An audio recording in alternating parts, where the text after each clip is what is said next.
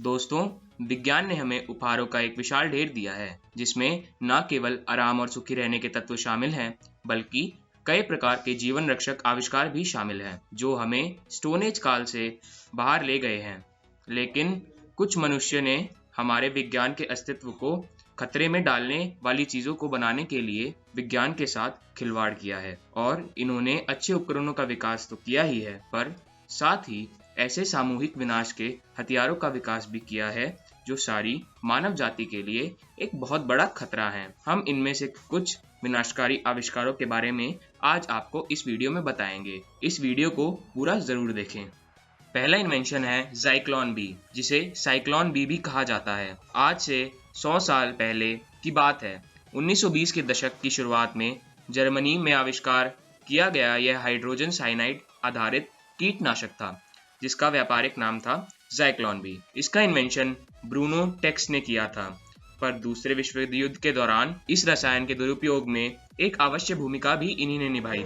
यह मूल रूप से साइनाइड आधारित कीटनाशक के रूप में आविष्कार किया गया था और इसका उपयोग कृषि कार्य हेतु और कारखानों में कीट नियंत्रण के लिए किया जाता था। लेकिन नाजियों ने प्रयोग के माध्यम से पता लगाया कि इस रसायन का उपयोग मनुष्यों को मारने के लिए किया जा सकता है। हत्या की प्रक्रिया के दौरान ऑस्विच और अन्य कंसंट्रेशन कैंप्स में कैदियों को एयर टाइट चैम्बर में इस गैस से मारा जाता था। एक बार चैम्बर भर जाने के बाद दरवाजों को बंद कर दिया जाता था और साइड की दीवारों में पाइप के माध्यम से ज़ाइक्लोन बी को छोड़ दिया जाता था। सांस लेने पर ये गैस लाल रक्त कोशिकाओं के साथ मिल जाती और ऑक्सीजन को खत्म कर देती थी और 20 मिनट के अंदर ही उन लोगों की मौत हो जाती थी। इन घटनाओं को वर्ल्ड वॉर 2 में हॉलोकॉस्ट नाम दिया गया था, जो कि इतिहास की सबसे काली घटनाओं में से एक है। इस दौरान नाजियों ने अपने कैंप्स में 1.2 मिलियन लोगों को मारा था, जिसमें 9,60,000 यहूदी थे।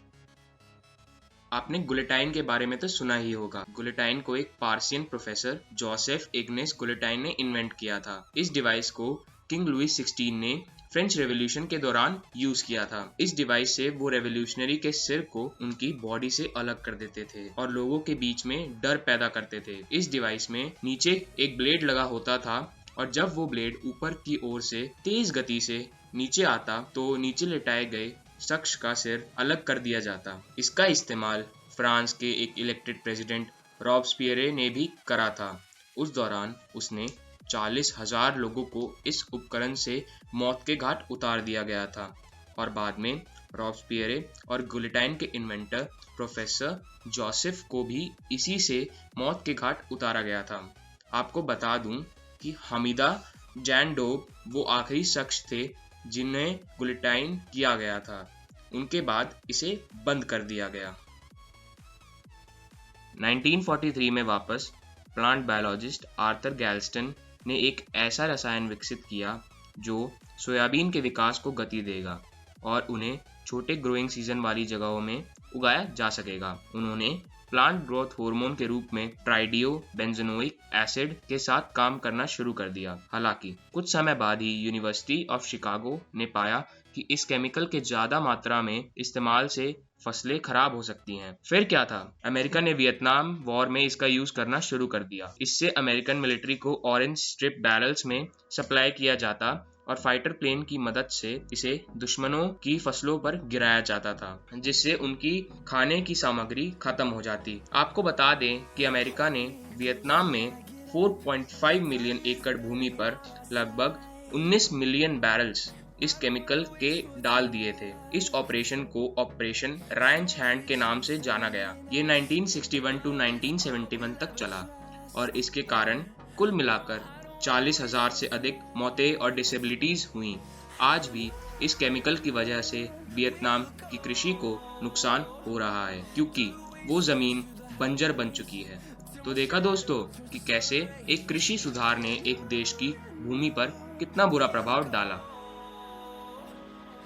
अगला आविष्कार है डीडीटी। डीडीटी कीटनाशक के रूप में व्यापक उपयोग में पहले रसायनों में से एक था। 1930 के दशक के दौरान अमेरिकी सेना ने युद्ध के मैदान में सबसे घातक दुश्मनों में से एक के खिलाफ सैनिकों की रक्षा करने के लिए इसे तैयार किया था। ये केमिकल इंसेक्ट बॉर्न डिजीज, जू और लाइस से फैलने वाले एक जीवाणु रोग को रोकने के लिए था, जिसने 2.5 मिलियन सैनिकों और नागरिकों को मार डाला था। सेना को एक कीटनाशक की आवश्यकता थी जिसे कपड़े और कंबल में पाउडर के रूप में सुरक्षित रूप से डाला जा सके। डीडीटी अंततः पसंद के एक कीटनाशक के रूप में उभरा। यह कम खुराक पर काम करता था और यह तुरंत काम करता था। हालांकि इस रसायन का सार्वजनिक स्वास्थ्य और पर्यावरण पर बेहद खतरनाक प्रभाव पड़ा। 1873 में एक ऑस्ट्रियन छात्र द्वारा संश्लेषित डीडीटी 1939 तक एक प्रयोगशाला विषमता बना रहा, जब तक स्विस केमिस्ट पॉल हर्मन मुलर ने इसे सिंथेटिक ऑर्गन क्लोरीन के साथ मिलाकर एक शक्तिशाली कीटनाशक के रूप में नहीं बदला। पर थोड़े ही समय बाद कैर्सियोजेनिक से साबित हुआ कि ये छोटे जानवरों